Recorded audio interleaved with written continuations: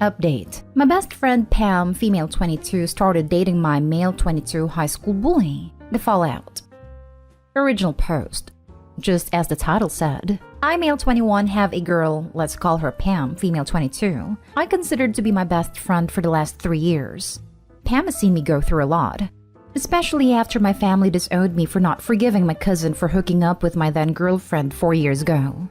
Pam was the one to help me through all that, and I genuinely thought she was someone who would never hurt me. But here I am. Last night she was hanging around my apartment and we were drinking. She's not good with it, so she got loose and admitted to being in a relationship with my high school bully. All of us were in the same class, so she knows the kind of things he, male 22, has done to me. Especially after my family disowned me. He got even meaner as my cousin was a part of his group. He and his gang of lackeys always physically and mentally mistreated me. I filed a complaint with the school, but we all know how helpful they are in these cases. Moreover, since I did not have my parents by my side, nothing was done to them and my life was made even hellish. Pam was the only one who kept me together, so I started living with her parents after I was disowned. So she knows firsthand what kind of torment that person put me through. Back to the topic. I don't think she immediately realized what she had admitted to and went to sleep in my spare bedroom. I was too shocked to sleep, so I went to stay with a college friend. Pam must have realized what she confessed to last night and have since bombarding my phone with calls and texts. My friend took my phone away and I'm using his phone to type this post. Apologies for any mistakes. I am honestly thinking of cutting her out at this point. She means a lot to me, but I just can't be around her anymore. But I don't know whether I'm being unreasonable here. Can someone help me? Now for the top advice before reading the updates. Hey Opie, I'm really sorry to hear you have to deal with us. To reference those saying that people change, Opie, you were not required to forgive him, or your friend, under any circumstances. And moreover, your best friend cannot forgive him for you. I think you should also note that she clearly deliberately hid her relationship from you. She knew that this would upset you, hence why she hid it from you until she was too drunk to continue doing so. I don't think it would be unreasonable for you to cut her off or even request distance. If this is unforgivable for you, that's okay. Personally, I wouldn't be able to forgive a friend that dated my tormentor, so I understand where you are coming from. I think whatever choice you end up making is up to you, but whatever option you choose is okay. I wish you luck in continuing to heal moving forward. This is the one. Do not rush to forgive just to please your friend. Also, she hid this for a reason. And if the bully changed, he would have reached out knowing he was dating Opie's friend to make amends. Wow, she's a terrible person for doing that. There's no way in hell she didn't realize this was going to be the outcome.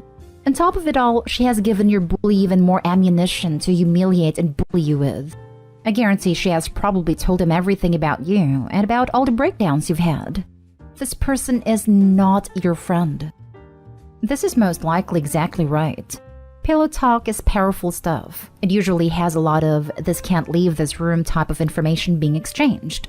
So long as she's with him, Opie's literally unsafe. Edit. Well, I don't know how to update posts in the sub, so I'll just tell you some information here. I haven't decided to meet her tomorrow to hear her side of the story. I need to do at least that much. Also, I'll answer your questions tomorrow as well. Thank you for everything. I never knew there would be so many people out there who will help me so much. And now for the update. Let me start with apologies and thank you to everyone who helped me with my last post. Either way, I want to talk with her the next day to get to know her side, as most of you wonderful people suggested me to. But on someone's advice, I did not go alone. I had a couple of my college friends with me. I didn't know what I was thinking or feeling back when I entered the cafe we were supposed to meet in. But when I saw her, it felt as if she had been crying for the entire night.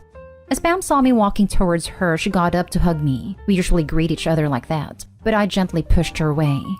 I could see she was hurt, but so was I. My buddies took seats over at the next table and Pam and I got to talking. She could barely form any sentences as she kept apologizing. I told her to stop crying as gently as I could, and she finally started telling her side of the story to me. Well, they had not been dating for 3 months, but for a year. Yup, for a year she had been lying to me. And then came the line which most of you said she would. Pam, he has changed a lot. You should meet him. Me, Really? You're going to say that to me after all he has done? I still have scars from what he did to me. You know this, don't you? Why were you talking to him in the first place? Pam, he wanted to apologize to you for all he did, but didn't have the courage to. From then on, the conversation went in circles. He wanted to apologize. The two of them got to talking at all. But she did not have the answer for my one question. Why him? At this point, someone walked over to us and sat beside her. Any guesses who it was? Yep, it was my bully. Let's call him Matt. I don't clearly remember what happened afterwards, but there was a lot of yelling and then Matt snapped and tried to punch me for making his girl cry. Pam was watching it all. I wasn't in the right mind, so the punch hit me. My friends rushed over, but before they could do anything, I knocked Matt down. Back in high school, I used to be small and weak, but in the last couple of years, I have grown a lot, both in height and weight. Thankfully, my friends stopped me before I did something that would have made me regret later on. Pam was crying all the while, but not once did she try to check on me. At that moment, I knew our friendship was over. I looked at her for one last time and told her, "So much for a change, don't you think?" After that, my friends and I walked out of the cafe. It was then all the rush and anger I had disappeared, and I started bawling like I was back in high school. Not proud of it, but my friends helped me immensely. The days following the meet were tiring as I was busy moving in with my friends. The apartment I was living in belonged to Pam's parents, so I didn't think it was right for me to continue living there. However, before leaving, I called them and told them about the fight and stuff, and that I was moving out. They were surprised and reassured me that their daughter will not cause me any issues, but I declined. I was living there while paying minimum rent to them, and I did not think it would be a good idea for me to live somewhere Pam could find me. I thanked them for all they had done for me over the last few years, and reassured them our relationship was still the same. I could feel it was tough for all of us, but this farewell was necessary. So here I am, living with my college friends who also celebrated my birthday last night. It was an awesome party, and completely unexpected too. After all, in all this mess, I forgot about my birthday for the last time in life.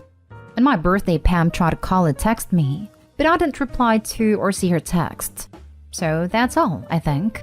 I'm still sad about losing my best friend, but I know this is the best for both of us.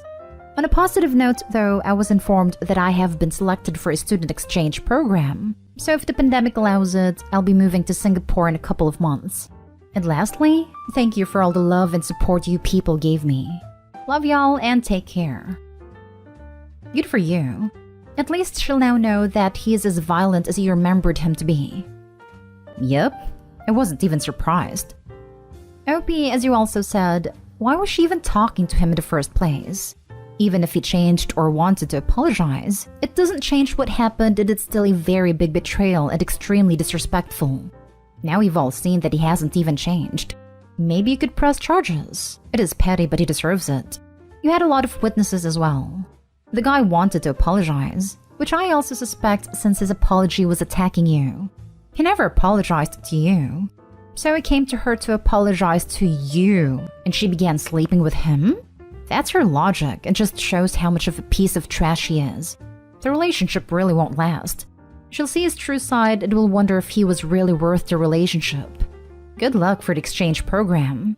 Singapore is a great place. I know I shouldn't be concerned about her, but I hope she leaves him for her own good. Doesn't matter, dude. It's her life. She's made her decision. You can't expect to go rob a bank and not face any consequences. Why does she even want to stay friends with you? She clearly doesn't care or have any empathy. She also was worried about him over you when he attacked you. Yeah, that fact hurt me more than my parents disowning me. It was a mixture of pain and satisfaction of knowing I wasn't wrong. Now for the last story. Update.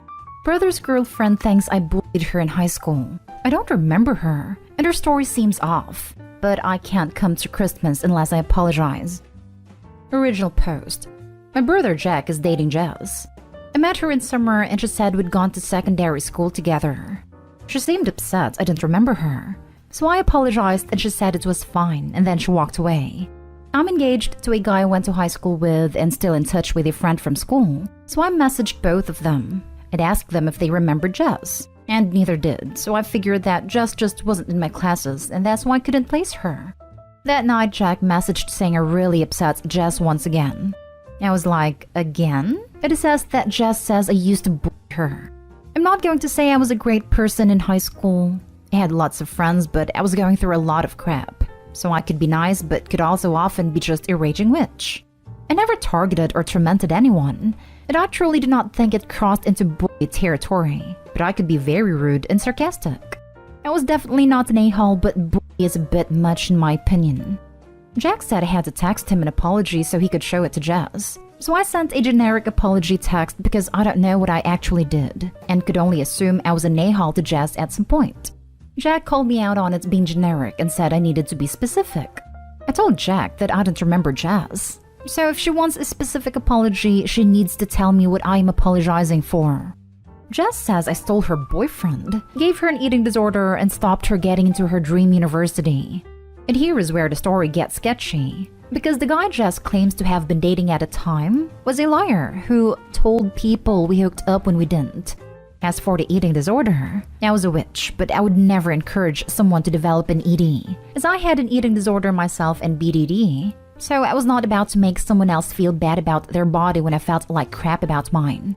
As for the university, Jess says I made her fail an exam, and failing it kept her out of uni. I have literally no idea what she means.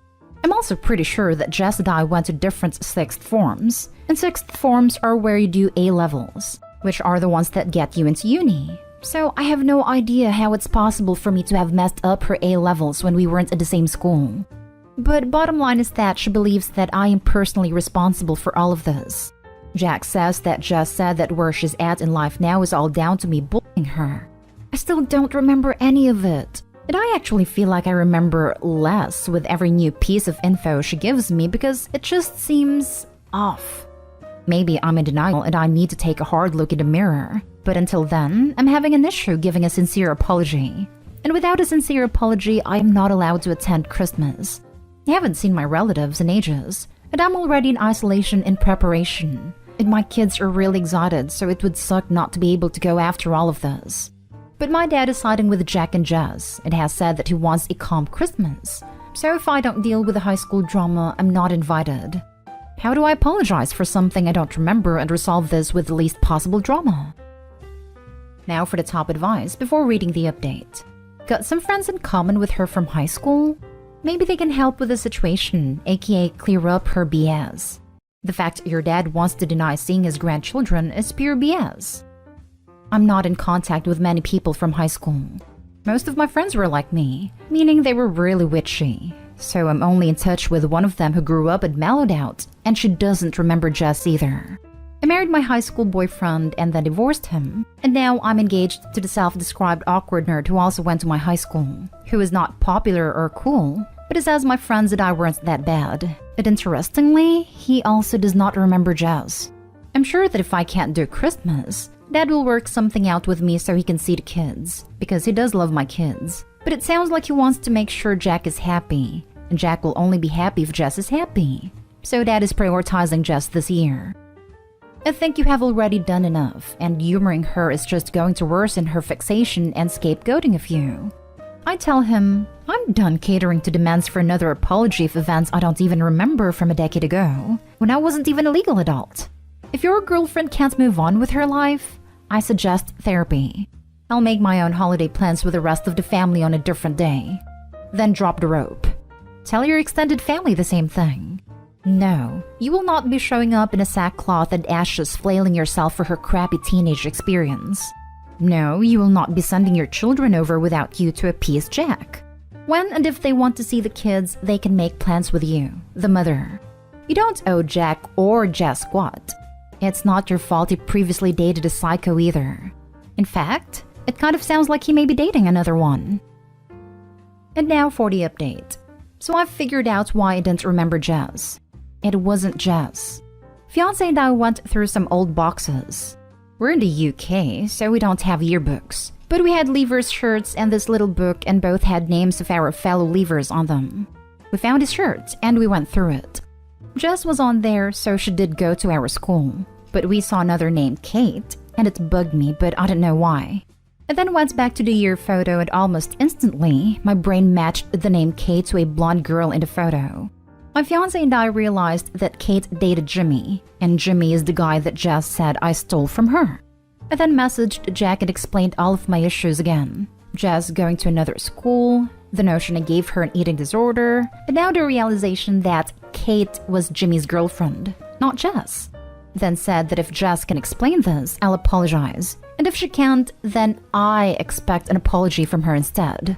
A few hours later, we were all in a Zoom call. It's here where Jess admitted that she and I didn't interact in school. She was friends with Kate. I was dating my ex-husband at the same time Kate was dating Jimmy. My ex and I were very on-again/off again, and after one of our breakups, Jimmy dumped Kate so he could ask me out. The date went terribly, so Jimmy went crawling back to Kate after her. I remembered Kate and Jimmy as being very on and off, like my ex and I were. But turns out that this was the only time they broke up before the final breakup a few years later. Kate started comparing herself to me and developed an eating disorder to match mine, so she blames me for that too. As for the exam, I am still not entirely sure how I screwed that up for her, but Kate and I did go to the same sixth form and shared a class, so we took at least one exam in the same place and at the same time.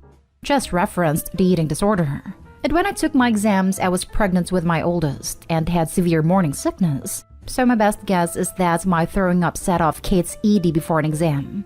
And as for why Jess went along with it, other than still being friends with Kate, is that I had a large group of friends in high school who I have since stopped speaking to, and a couple of them picked on Jess a lot. But Jess confirmed that I did not personally do anything to her at any point. Jess met my brother in a support group last year. She told Kate, and it looks like they cooked up this little scheme together. Though it's unclear if she started dating Jack to get me, or if it was just coincidence. I asked if we could get Kate into Zoom so I could talk to her directly, and she joined. I did try and get details on how exactly it cost her Reedy and made her fail her exam. And she got very angry with me, saying that she wasn't going to explain because if she gave details, I would use them to talk my way out of it. I asked why Jess said that I bullied her and not her friend Kate, and Kate said I would have denied it either way, and referenced me mentally torturing her, saying that now we were even because I had admitted to spending hours racking my brain trying to figure out what I did, just like Kate had back then. I snapped at her when she said that, saying she needed to grow up and stop blaming others for her problems, and Kate, Jess, and Jack all left the Zoom. I told Dad everything, but he hasn't replied yet. I've not heard from Jack, Jess, and Kate since then, but honestly, Kate and Jess sound equally bat crap crazy. So I'm guessing they're feeding into each other's psycho logic right now. No clue what Jack is doing either, but he was angry with Jess on a call, and he was repeatedly pushing her to tell me everything, so I hope he's on my side here at least.